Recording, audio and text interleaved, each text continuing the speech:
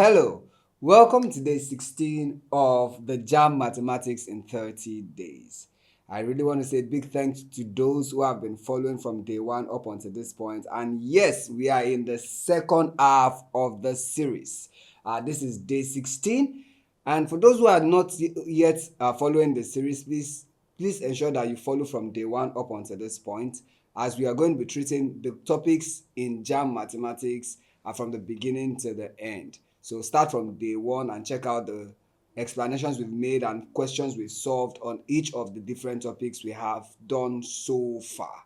So if you're not on this, you're really missing out. You too can ace Jamb Mathematics. It just takes you sacrificing 30 to 45 minutes of your time daily to look at what we have taught in each of this topic. And I promise you, when you give that time, you will definitely ace Jamb Mathematics. So please check it out from day 1 up until this moment. And to those that have been following, please continue to share, continue to like our videos, and subscribe to the channel as well. If you haven't clicked the notification bell, please do so, as that will always alert you every time a new content is released from this channel. And one more thing, please, if you have a question, whatsoever, anything you'd like us to address on these topics we have been treating so far, please put them in the comment section. We will definitely attend to every comment you make in the comment section. Trust that we'll attend to everything in good time. So let's get to what we have for day 16. Day 16 is about differentiation. Now, many of you are familiar with this topic, but if you're not, please do a quick review of differentiation. You'll find a video on differentiation where we talk about every aspect of it. But what Jamb expects of you, the candidates before the exam, is that 1, you should be able to find the limit of a function. So when you're given the limit of a particular function, it could be x, it could be pi, it could be any variable at all. So when you have to find the limit of a function, there are ways you go by that. You can either impute the functions directly, and please take note that when you're finding limit of a function, some answers you don't want to end up with is when you are having a constant divided by 0. You don't also want to have 0 over 0 because these are undefined. Right? So these are undefined. So you want to avoid having a number, any number at all, divided by 0, and you don't want to have 0 over 0. So if by imputing the numbers that are when you said a particular function has a limit and you impute it directly into that function, and you are ending up with a constant over 0 or 0 over 0, that tells you that that's not the way to go. You call it undefined, and then you try other methods. So other methods you can apply is like applying factorization or applying differentiation. That is, you find dy dx of the function before you then impute what the function tends to into your new derivative. And then secondly, you should also be able to differentiate explicit functions, algebraic functions, and some simple trigonometric functions. We're going to do a quick crash course on this before we start solving problems on them. So let's go on. Before we go on to solve some Jamb pass question on differentiation, let us do a brief refresher course on some derivative rules. That is what you are to do if you are asked to find the derivative of some specific functions. Now, the first one we have here says when you are asked to find the derivative of a constant. When we say derivative of a constant, it means that the function you are finding the derivative of does not have that the function, as in when you have something like this, say y equals 3, and you're asked to find dy dx. So you see that the function that we are finding the derivative of is not even in this value that we have here. So this is a constant in this case. So when you're finding the derivative of a function, that is derivative dy dx of a constant like a number, say 3, 2, whatever number it is, would give you 0 if it does not have the function either x or any other letter that you're finding the derivative of. Then when you have ddx of a function of x, Now, in this case, you see, c does not have x, that's why it's 0. But here, we see that what we have here has x in it. So the function is present here, and you're finding the derivative of that function. But that function carries a power n. So what you're going to do is to multiply the power by the function and then raise it to the power of the initial power minus 1. So if this were x raised to power 4, for example, this would become 4 times x raised to the power of 4 minus 1, which is 3. So 4x cubed. Now, in this case, we have a constant multiplied by a function of x raised to the power of n. So the derivative of this will keep the constant, then you multiply it by the power, and then you still apply x raised to power n minus 1. So if I have 3x raised to power 3, for example, the power would multiply by the 3 to give you 9. Then you have x raised to the power of 3 minus 1. So that will be x squared. And it also happens when you have the derivative of two functions of x. Say you have derivative of u and v. Let me explain this. Say, for example, y equals x raised to power 4 plus 3x squared. In this case, what do? Your dy dx will then become, first you differentiate this with respect to x, right? That's why you see du dx. So when you differentiate this, you should have 4x cubed plus, then you differentiate this, which will give you 6x, right? So that's what we mean by d dx of u and v, where u and v, now take note, u and v has to be a function of x. Now, the same thing happens when it is negative sign. If I change this to minus, it will remain the same, but this sign would be minus. Now, when you have d dx of uv, where u and v are functions of x. So when you're finding the derivative of this, you would apply v multiplied by du dx plus u multiplied by dv dx. Now, this is known as the product rule. When you have two functions of x multiplied into each other is when we apply this rule. Now, when you have a function of x divided by another function of x, that is called the quotient rule. Now, in quotient rule, d dx of u divided by v would give you v du dx minus u dv dx, all divided by v squared. And then for chain rule, say for example you have something like this where y equals a function of x, let's say 2x cubed plus 5 raised to the power of, say, 6. This is the typical example of a question where we apply the chain rule. What you have to do is first differentiate what you have here. That is, my dy dx would be d dx of 2x cubed plus 5, right? And then we're going to multiply what we have by 2x cubed plus 5 raised to power 6 minus 1. So that's what happens in this case here. We call it the chain rule. But to make it simpler, you can first start by saying let this be u, and then you differentiate that with respect to u. Then you find it when you say 2x cubed plus 5. You differentiate what you have inside now on its own, which would then be, in this case, 6x. So when you do that, when you differentiate this now, you get 6x into what you have here will be 2x cubed plus 5 raised to the power of 5. It applies just as this also work. However, when we solve it in the examples, you get it a little better. But this is called the chain rule. Now, in the case of logarithmic function, like you're finding the derivative of natural log of a function of x, it becomes 1 over x. This is a basic rule that applies when you are applying logarithmic functions of x. Now, for the trigonometric part, whenever you have d dx of sine x, it always gives you cosine x. And when you have d dx of cos x, This time it's moving from cos to sine, but it will take the negative sign, so it will be negative sine x. And then d dx of tan x would give you sec square x. D dx of cosec x would give you negative cosec x multiplied by cot x. And then when you have d dx of sec x, this would give you sec x multiplied by tan x.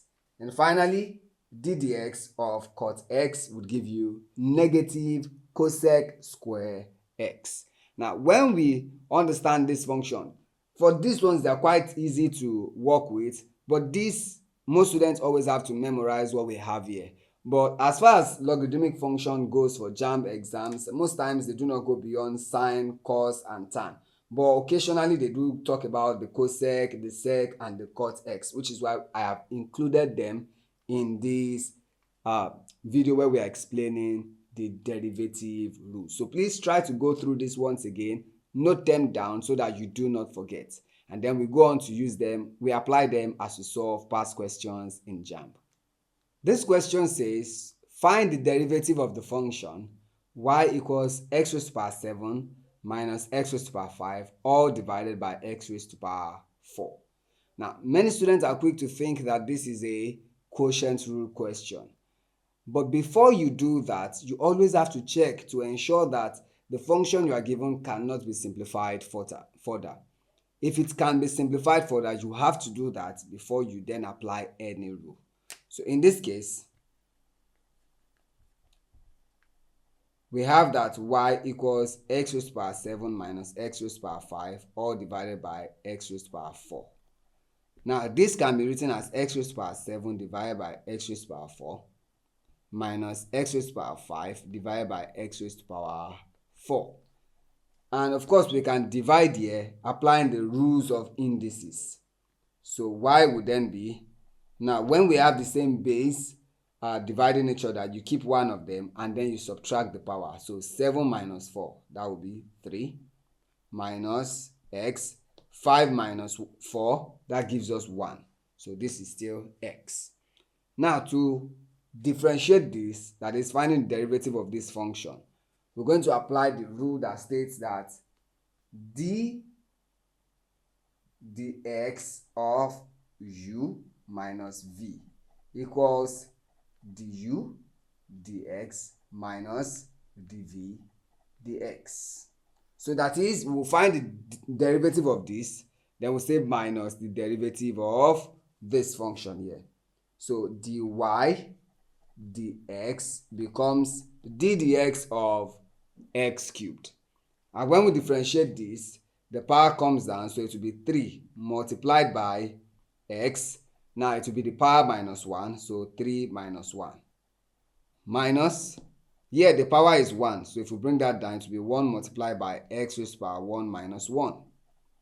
So from here, what we have is 3x, 3 minus 1 gives you 2, so 3x squared minus, now x raised to the power 1 minus 1, that's 0. So x raised to the power 0 will give us 1.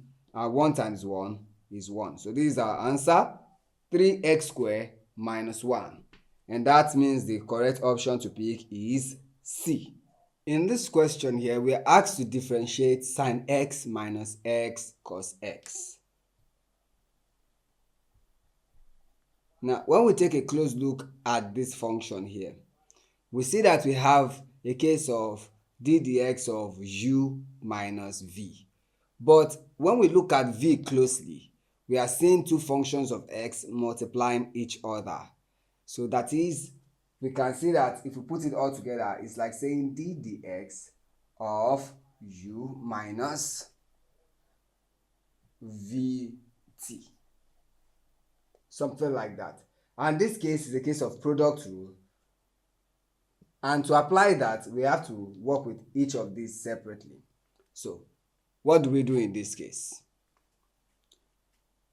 D dx of sine x minus x cos x would therefore be, now let me break each of these down gradually. So if u is sine x, d dx of sine x will give you cos x. Now, we have this vt part where v is x and the v dx will give you 1. And then we have t equals cos x and the t dx will give you negative sine x. So these are the things we're going to apply when we are finding the derivative of this entire function. So let's see how it all comes together.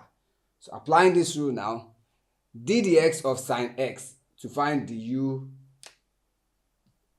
dx. So if this is u, we said that u is sine x, so d dx of sine x will give us cos x. So differentiating this, we're going to get cos x minus, now this one we have gradually broken it down where we have vt. And you know that when you apply product rule, from product rule we say d dx of vt, let's say uv instead, since that's what we use when we're talking about the rule itself. Then we'll have v du dx plus u dv dx. So if we replace this with v and t as we have done here, let's see what we're going to get then. So this would be our u in this case, and this would be our v. And we have solved them at this point. So if we say this is vt, right? So if we make this v and this t, we're supposed to do t dv dx. So what is t? T is cos theta, cos x. So cos x multiplied by the derivative of the first function here, which is 1, because derivative of x gave us 1. Then plus, now the first function, x, multiplied by the derivative of the other function, dv dx, or as we did here, dt dx. That will give us minus sine x.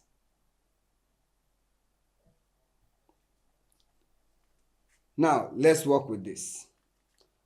From here we then have cos x minus, this will give us cos x, plus times minus will give us minus, so minus x sine x. Now open this bracket with the negative sign. We'll then have that cos x minus times this will give you minus cos x, minus times minus, that is plus x sine x. So cos x minus cos x, that's 0. So what we have left is x sine x. Now let's check our option. That is B. This question says, if y equals 2x plus 1 in bracket cubed, find dy dx. Before we go on to solve this question, please, if you are yet to subscribe to the channel, I will urge you to please do so. When you subscribe, it helps us to be able to create more helpful videos like this all for you. And also click the notification bell so that you get alerted every time we bring out a new content for you. In this question, we see that y is a function having a power of 3. Now, the entire of the function of y is 2x plus 1, and all raised to the power of 3. This looks like the case of the composite rule. Now, in this case, now composite rule is also called the chain rule, and when we're working with this solution, we say let 2x plus 1 equal u. So from here, let's find the derivative of u with respect to x. So du dx would therefore be, now when we find the derivative of 2x plus 1, you know the power here is 1, so that will be 1 multiplied by 2 with x raised to the power 1 minus 1, plus this would give us 0. 1 times 2, that's 2.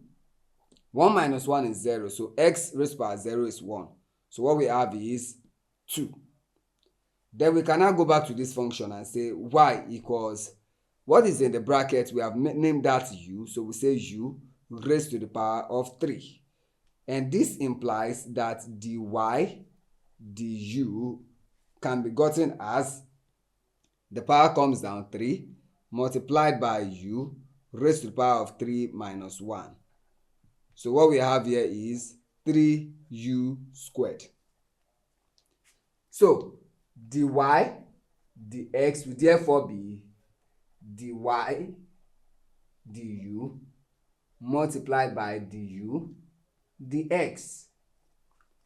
And if we put this down, dy du is 3u squared multiplied by du dx, which is 2. And this will give us 2 times 3, 6, open bracket, u. Now the function u is 2x plus 1. That is what u is. So all raised to the power of 2. So what we have is 6, open bracket, 2x plus 1, close bracket, squared. And that is D. In this question, we are to find the limit of y if y is x cubed plus 6x minus 7 over x minus 1 as x tends to 1. Now, at the beginning of this video, I did mention that when you're looking for the limit of a function, as that tends to a certain number, you can impute the number directly to find the limit. However, in this case, when we put in the value of 1, for the numerator you have 1 cubed, which will give you 1, plus 6 times 1, which is 6, so 1 plus 6, that's 7. 7 minus 7 will give you 0, over 1 minus 1 is another 0, which is one of the things we said you must not get when you are finding the limit of a function, as they are undefined. Another thing you don't want to get is a constant or a number divided by 0. Okay, so we want to avoid this. So since this will lead us there, what we're going to do instead is to apply alternative measures, such as differentiations. So we first do dx of the numerator, which is x cubed plus 6x minus 7. And then we apply dx of the denominator, which is x minus 1. So when we do this, differentiate the numerator. Here the 3 comes down, we have 3x. 3 minus 1 will give us 2. Plus, this will give us 6. 1 minus 1 is 0, and x raised to power 0 is 1. And minus constant, so that's 0. All over. Now, the derivative of x here is 1. Minus derivative of a constant is 0. So what we have here is that we now have 3x squared plus 6 over 1. So it remains 3x squared plus 6. This is dy dx. So now we take limit as x approaches 0 for dy dx, where we have 3x squared plus 6. And this will then be 3 into x is 1. So squared plus 6. Now this will give us 3 plus 6, which is 9. So the correct option is A. Let's evaluate this limit, where we have limits where x approaches 2 for x squared plus 4x minus 12, all divided by x squared minus 2x. Now, first thing we want to do is to impute the value of x. Now, don't go straight and just put it in and say you are solving, because sometimes it will give you an undefined answer. So, which means you still have to start from the scratch again by applying alternative measures. But you can quickly do it in your mind to see if you can get a solution or not. So what I like to do is to start with the denominator. It's always faster that way. I know I must not get a denominator of 0. So once we do that, we can easily put 2 here and say 2 squared. 2 squared will give us 4 minus 2 into 2. 2 times 2 is another 4. And 4 minus 4 gives us 0. And once your denominator is 0, it is undefined, regardless of what the numerator is. Because if the numerator is a number, it's still undefined. If the numerator is 0 as well, it is still undefined. So we're going to apply alternative measures. And in this case, we can factorize the denominator and we can also factorize the numerator. So let's apply that. So limit x approaches 2 will then be, now when we try to factorize this, we will say that is x squared. Now we need two numbers that when multiplied will give you minus 12, but when added will give you plus 4. And that will be 6 and 2. So plus 6 times minus 2 will give us minus 12, and plus 6 minus 2 will give us plus 4. So I will first go on to say x squared minus 2x, then I say plus 6x minus 12 all over, in this case what is common is x, and then that will leave us with x minus 2. So let's go on to factorize. So from here I can then group it like this, and when we look at this limit as x approaches 2, what is common here is x, leaving us with x minus 2, and what's common here is plus 6, leaving us with x minus 2 all over x into x minus 2.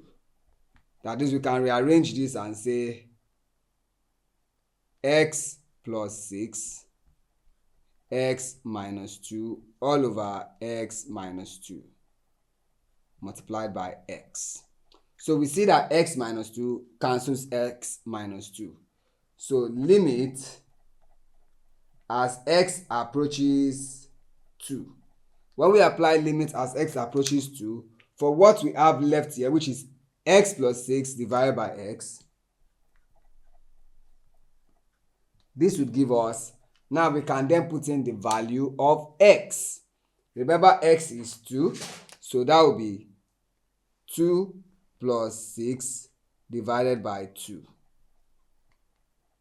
And this would give us 2 plus 6 is 8 divided by 2, and we have 4. So the correct option here is A. So let's differentiate the function y, where y is the cubed root of x squared multiplied by 2x minus x squared. So to differentiate this, the first thing we want to do is to simplify this expression to make it into one expression, and then we can then go on to differentiate. So starting with the expression itself, y equals the cubed root of x squared into 2x minus x squared. Now if we want to simplify this, this can be written as x squared, then since it's cubed root, to be raised to the power of 1 over 3, and this will be 2x minus x squared. Now all we have to do here is to then say y equals, when we multiply these two, we have x raised to the power 2 over 3, and then this will be 2x minus x squared. Now let's open the brackets, applying the laws of indices as we do so. So x raised to the power 2 over 3 multiplied by 2x will give you 2x. Now we add these two, being that the power of this is 1. So 2 over 3 plus 1 would give us 5 over 3. Then minus, we multiply this, so we keep the base x. We then have 2 over 3 plus 2, which will give us 8 over 3. Now we can then go on to find the derivative of this. So let's find the y dx. The y dx will therefore be, in this case, you will have 2 multiplied by the power, which comes down to be 5 over 3, then multiplied by x, and then 5 over 3 minus 1. Minus, power comes down here, 8 over 3 multiplied by x, and then we have 8 over 3 minus 1. This would give us 10 over 3x. The difference here, 5 over 3 minus 1 will give us 2 over 3. Minus 8 over 3x. 8 over 3 minus 1 will give us 5 over 3.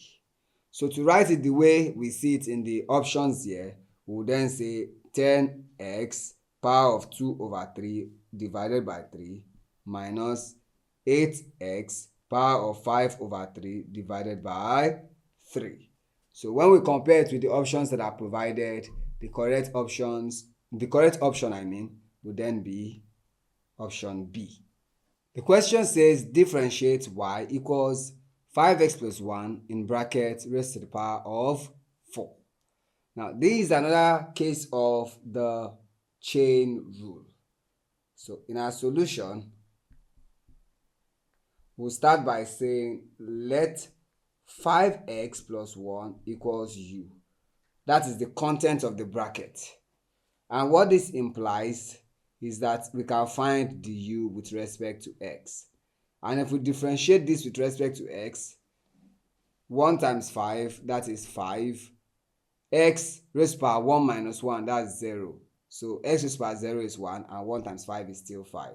Plus, if you differentiate 1, you will get 0. So we can leave our answer as 5. So because 5 plus 0 is still 5.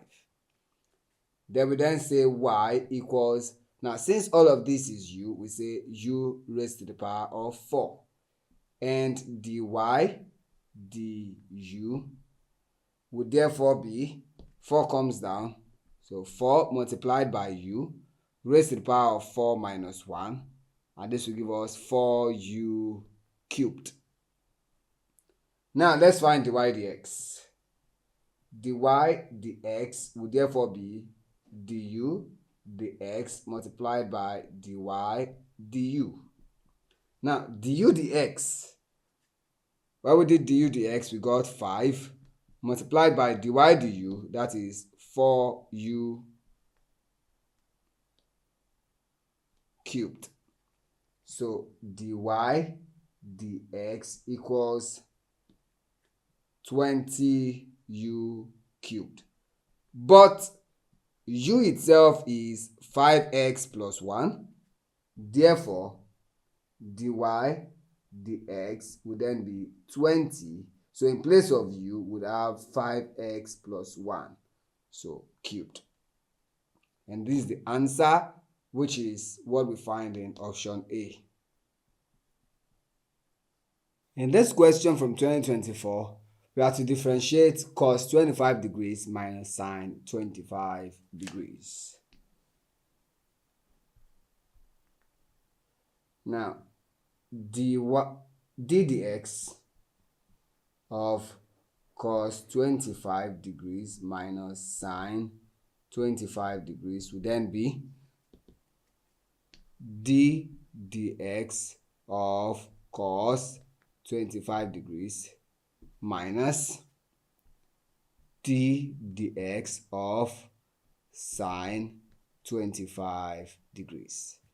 Now, when we differentiate cos 25 degrees, remember from our rule earlier, d dx of cos x equals sine minus sine x. And then d dx of sine x equals cos x. So if we apply that there, that is dy dx would therefore be, so x here being 25. So let's just keep it at d dx. d dx of what we are solving here would then be, so applying cos 25, applying this rule here, our first derivative, or let's just put it as function of x prime. This would then be, differentiating this, applying this rule, we have negative sine. And remember that the x is already replaced with 25 degrees, so it will be negative sine 25 degrees minus d dx of sine 25. This would give us cos 25. So what we have here is, therefore, since they have negative in common, we call that out. We'll be left with sine 25 degrees plus cos 25 degrees. Now comparing this to the options provided, it is similar with A. So we pick our answer as A. In this question, we are told that if y is x sine x, find dy dx. So we see two functions of x multiplied by another function sine x.